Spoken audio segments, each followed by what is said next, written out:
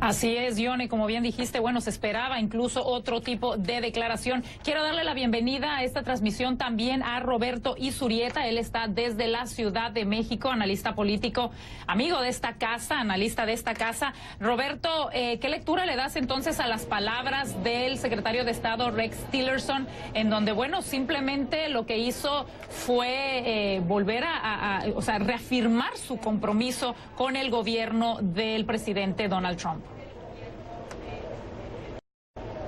Muy buenos días, María Regina. Como dice el dicho popular en América Latina, cuando el río suena es porque trae piedras. Lo que quiero decir es que estos rumores de que el secretario de Estado iba a renunciar y podía renunciar este mismo día, tienen razón de ser en cosas de fondo. Los problemas, los retos que tiene el secretario de Estado son enormes.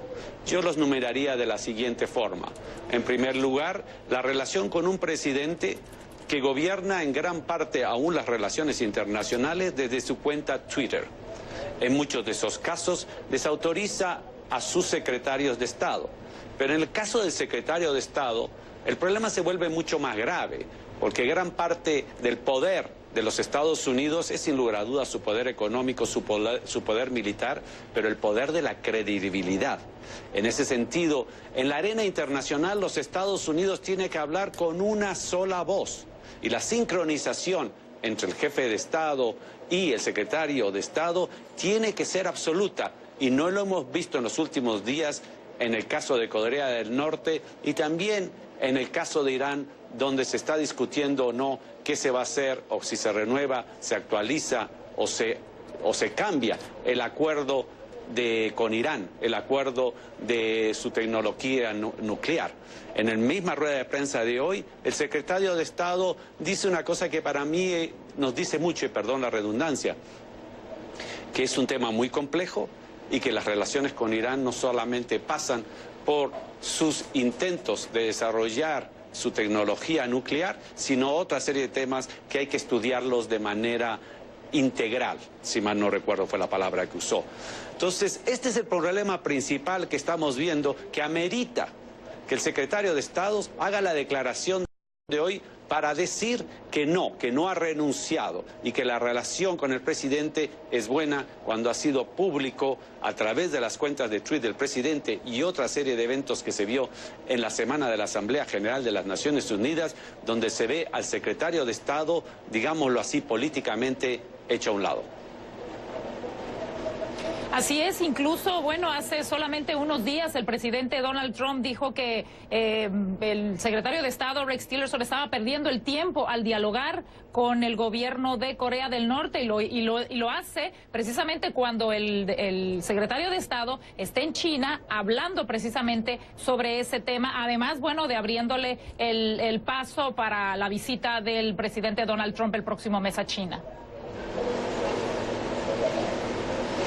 Efectivamente, y anterior a eso, cuando se dio la visita y el discurso del presidente Trump en las Naciones Unidas, existieron muchos reportes de la poca sincronización que existía entre el secretario de Estado y la construcción del discurso que iba a realizar el presidente Trump, pero por el contrario, una relación muy cercana del presidente y una sincronización muy grande para la creación de este discurso con la embajadora de los Estados Unidos en Naciones Unidas. Y nuevamente ahí comenzaron los rumores de que el secretario de Estado estaba siendo marginado de la política exterior, que es el corazón de su servicio. Y si a eso le sumamos otro elemento muy importante que se ha discutido y se va a discutir también las próximas semanas, el Departamento de Estado ha tenido recortes presupuestarios sumamente grandes. Es de los departamentos que más ha sufrido los recortes presupuestarios. Entonces tienes a un secretario de Estado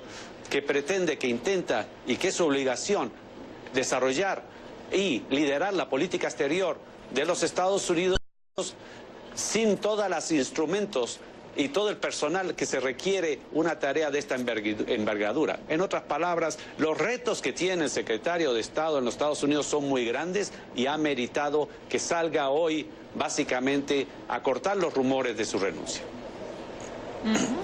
Incluso, bueno, llama la atención que él mismo diga, ¿no?, que hay personas que están intentando socavar la agenda del presidente, que él no opera de esa manera, pero que bueno, que hay personas que sí lo están haciendo. Sin lugar a dudas, en la política siempre hay rumores, siempre la política interna, las capitales, los gobiernos, en ese sentido eso es muy normal. Lo que no es normal, y es un problema de otra envergadura, es cuando el presidente desautoriza a su secretario de Estado, que ha sido una práctica del presidente Trump. Y lo vimos en algunos ejemplos. El problema es cuando se da esto en la política exterior, o sería mucho más grave aún en la política de seguridad, que en este caso con el tema de Corea del Norte están sumamente interrelacionados. Entonces no es lo mismo el que existan rumores porque son creados por los sectores políticos, por los medios de comunicación, etcétera, etcétera, sino porque los mismos mensajes del presidente, sobre todo en su cuenta Twitter, abiertamente desautoriza al secretario de Estado. Así es, y entonces, bueno, fue un poco una sorpresa. Se pensaba entonces que iba a renunciar y al contrario, reforzó su posición y dio su apoyo nuevamente al presidente Donald Trump. Muchísimas gracias, Roberto Izurieta, por haber estado con nosotros esta mañana tratando este tema. Que tengas muy buen día. Nosotros con esto regresamos a nuestra programación habitual.